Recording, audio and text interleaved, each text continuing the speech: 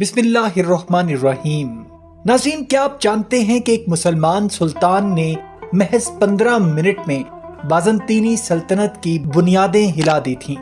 تاریخ اسلام کی وہ جنگ جس نے یورپ کے دروازے مسلمانوں پر کھول دیے۔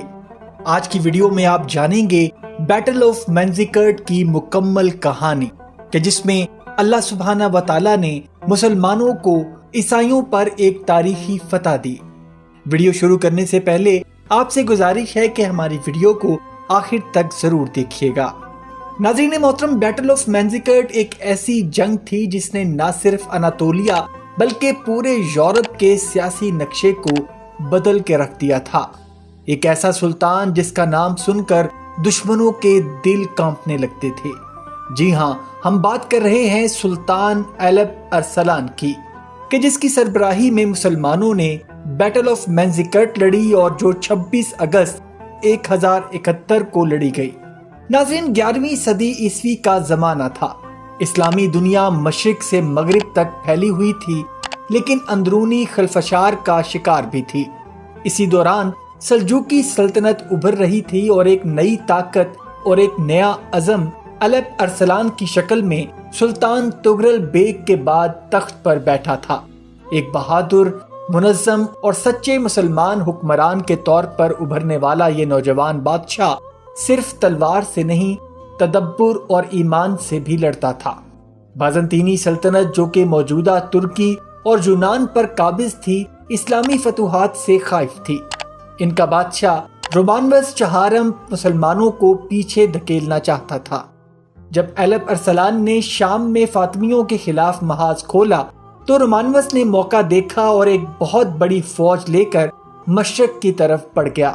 لیکن سلطان ایلپ ارسلان کو جلد ہی اس خطرے کا اندازہ ہو گیا اور وہ شام کا محاذ چھوڑ کر خود 15,000 مجاہدین کے ساتھ مینزیکرٹ کی طرف روانہ ہوا۔ جنگ سے ایک رات پہلے سلطان نے سفید لباس پہنا جس کو انہوں نے کفن کے ساتھ تشبیہ دی۔ اپنے لشکر سے کہا، آج میں اللہ کی راہ میں لڑنے نکلا ہوں، یا فتح حاصل کروں گا یا شہادت۔ پھر زمین پر سجدہ کیا، رب سے مدد مانگی اور اس یقین سے اٹھا کہ فتح اسی کی ہوگی۔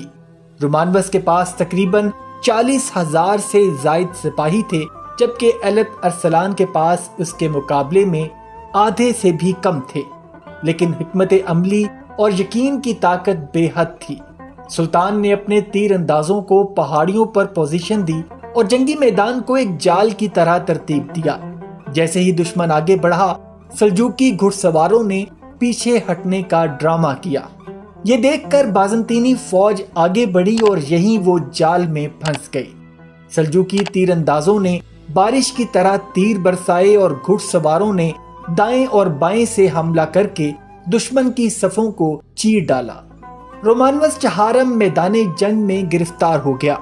جب اسے ایلپ ارسلان کے سامنے پیش کیا گیا تو سب کی نگاہیں اس عظیم سلطان پر تھیں کہ اب وہ اس کے ساتھ کیا کرے گا۔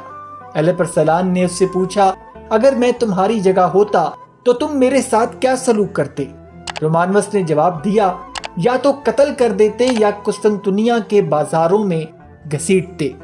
ایلپ ارسلان مسکرایا اور کہا کہ ہم مسلمان ہیں، ہم عزت دیتے ہیں، اور یہ کہہ کر رومانوس کو معاف کر دیا بلکہ عزت کے ساتھ چھوڑ بھی دیا۔